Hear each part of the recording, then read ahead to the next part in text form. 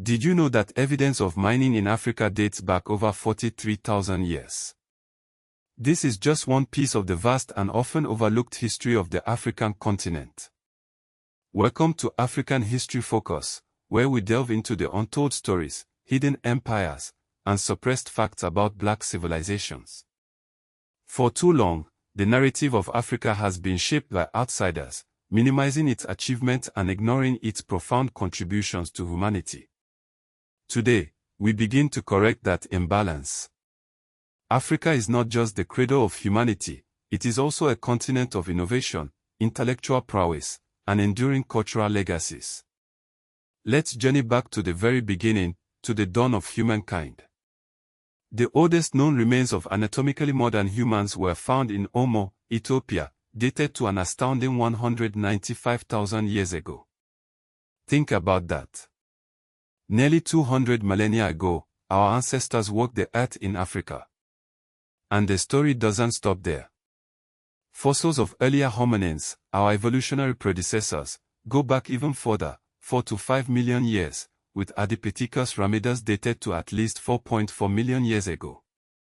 Africa is undeniably the birthplace of humanity.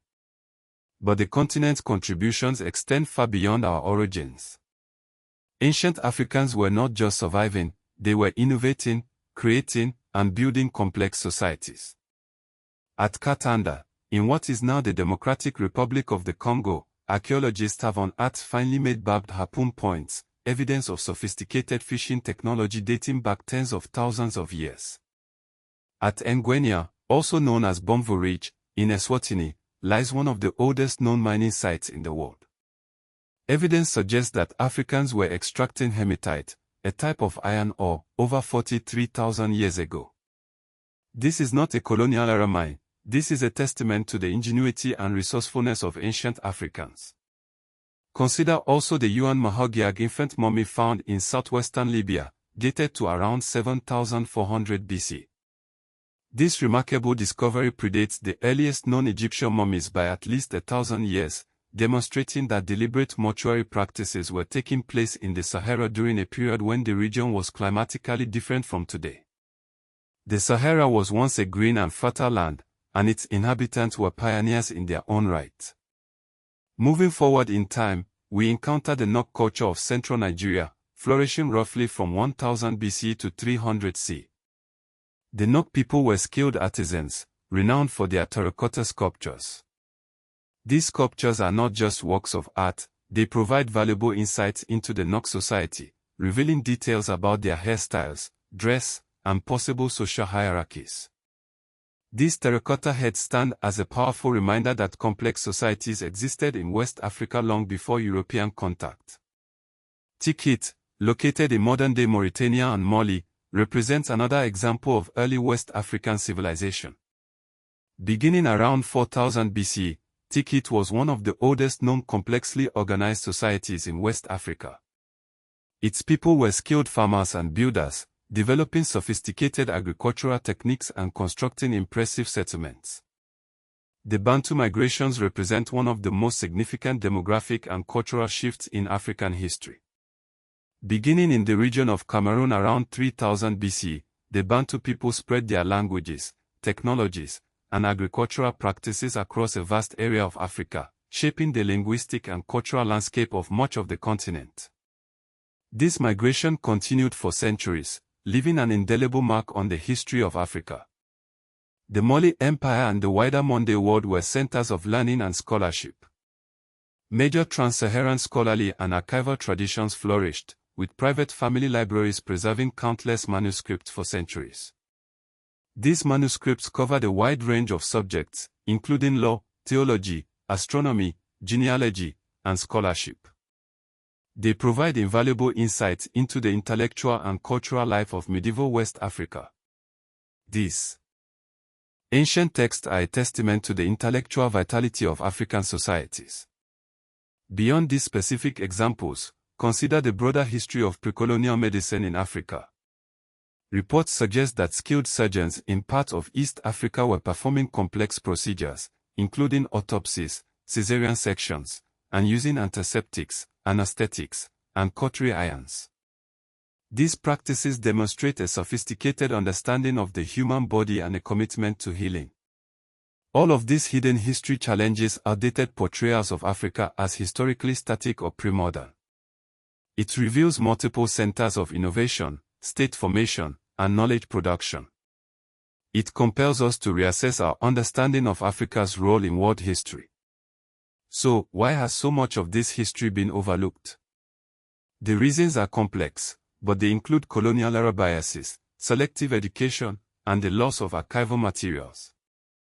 For too long, the narrative of Africa has been shaped by outsiders, minimizing its achievements and perpetuating harmful stereotypes.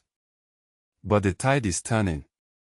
Today, archaeologists, historians, and other scholars are working to uncover and share the rich and complex history of Africa.